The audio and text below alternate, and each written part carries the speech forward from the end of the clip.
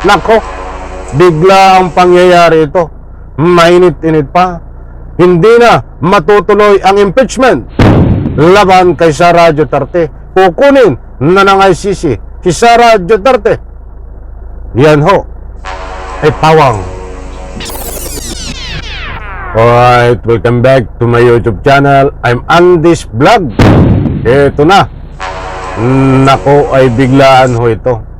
Sapagkat impeachment laban kay Sara Duterte hindi na itutuloy. Iyan ho mga kaibigan ang malaking katanungan na bibigyan po natin ng linaw sapagkat impeachment laban kay Sara Duterte hindi na itutuloy. Kukunin na ng ICC si Sara Duterte. Yan din ho ang malaking katanungan. Kaya't mga kaibigan, huwag nyo pong kaligtaan panoorin, pakinggan ang ibabahagi ko po sa inyo. Nako, magugulat kayo, magagalit kayo. Yung siyempre mga tagasunod ni Digong Duterte, ni Sara Duterte ay matutuwa. Isang like muna sa video na ito kung nagustuhan nyo po mga kaibigan. Sabay-sabay po nating i-like. At sa lahat ng hindi pa nakasubscribe sa aking YouTube channel, please subscribe.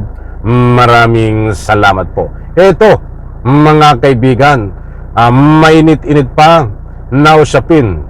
Ang usapang impeachment muna tayo na laban ho kay Sara Duterte and connecting mga kaibigan, kasama din dito itong usapin na pagkuha ng ICC kay Sara Duterte.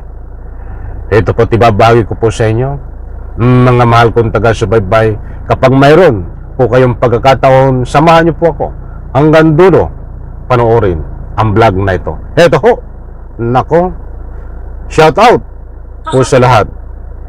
May mga bulong na hindi na raw uusad ang impeachment case laban kay Vice President Sara Duterte.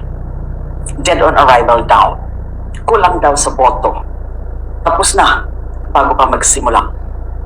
Maging ang Pangulo, tila nais ipakita na wala siyang kinalaman o kagustuhan dito.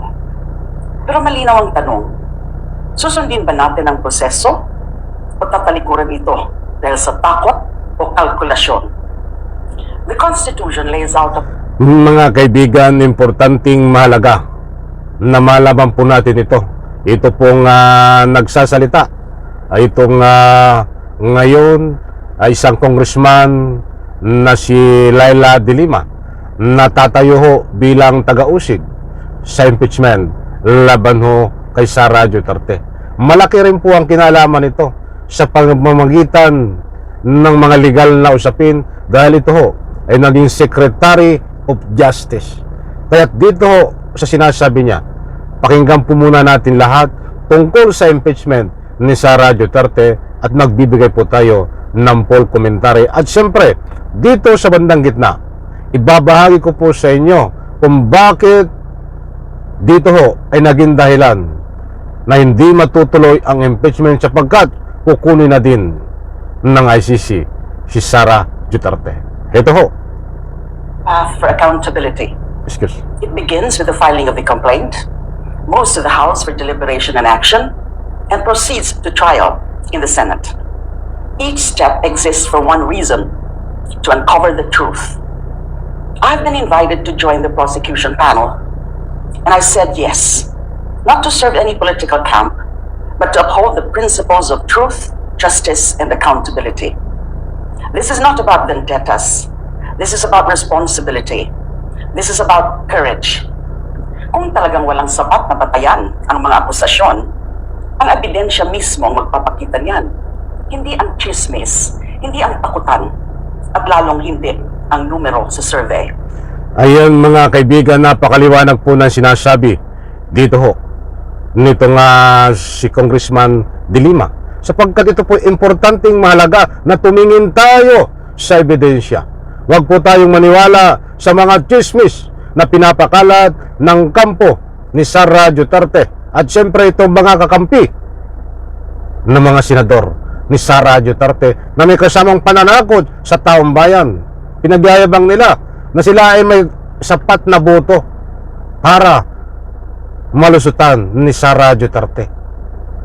Mind conditioning ho yan, mga kaibigan. Mayroon pong ebidensya, hindi pa nga nagsisimula ang trial, hindi pa nai-present ang lahat na matitibay na ebidensya, ay nagtatapos na ho na itong mga kakampi ni Sara Duterte ng mga Senado ay automatic ho yan na ikangapoy kahit wala pang trial ay papawalan sala niya itong si Sara Duterte. Kahit ito po, patapusin mo po natin, marami po tayong matutuklasan. To abandon the process is to abandon the people who still believe in the promise of justice. It tells every Filipino that those in power are beyond reach and that accountability is optional. But we've seen this before.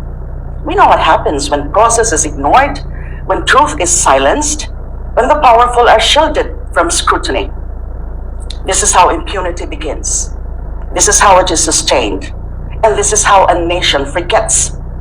We cannot allow that to happen again. Not. Ayan mga kaibigan, na medyo mahaba itong paliwanag ni Laila de Lima. Ang Kongres ngayon tatayo na taga-usid kay Sara Duterte sa impeachment. Bigyan po natin lang sa ibang pagkakataon para matapos po natin yung kanyang mga sinasabi, kahit pinutol ko po muna. At ang importante lang pong mahalaga, mga kaibigan, ay huwag po tayong maniwala dito sa pinapakalat ng kampo ni Sara Duterte na hindi matutuloy ang impeachment. Dahil nga, natakot na daw di umano itong pamahalaan ang mga senador na hindi kakampi ni Sara Duterte. Natakot na daw dahil walang sapat na boto sila. At may pinapakalat po sa social media at sa Republika ng Pilipinas na hindi daw po tuloy. Wala pong katotohanan yan, mga kaibigan. Yan po ay kumukuha lang ng simpatiya. At siyempre dito pa ho, isang basa lang ho, napakarami ho na nagbibigay ng anumang public opinion dito. Kukulangin po tayo sa oras, kahit babasa lang po tayo ng isa, mga mahal kong taga-subaybay dito.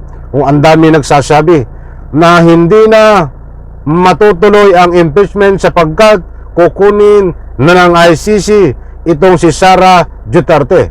But that is sa pawang public opinion lang yan, mga mahal kong taga-subaybay. Wala pong kumpirmasyon yan. But napakadami ho dito na posible na din hong hindi matutuloy ang impeachment kay Sara Duterte dahil kukunin na din ng ICC. O ang dami hong nagbibigay sa comment section. Ay binahagi ko lang po sa inyo. So pwede rin mangyari po yun, mga kaibigan, kaya't abang-abang po tayo. But ito, ang gusto ko lang pong linawin sa inyo, tuloy po ang impeachment. Kampo lang ni Sara Duterte at itong mga senador na nga po'y nagyayabang sila na sila po ay marami, kaya't hindi daw po matutuloy ang impeachment. Yan ho ay walang katotohanan. Matutuloy po ang impeachment dahil matibay ang ebidensya kay Sara Duterte. In reaction po, karapatan nyo po magbigay ng anumang public opinion dito. Nako, bigla ang pangyayari ito. Mainit-init pa.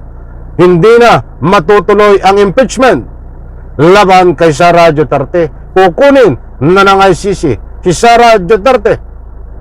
Yan ho ay pawang public opinion na binibigay sa comment section. At siyempre, wala pong katotohanan yan na hindi matutuloy. Tuloy po ang impeachment. Isang like ko sa video na ito. Bye-bye. Talaga.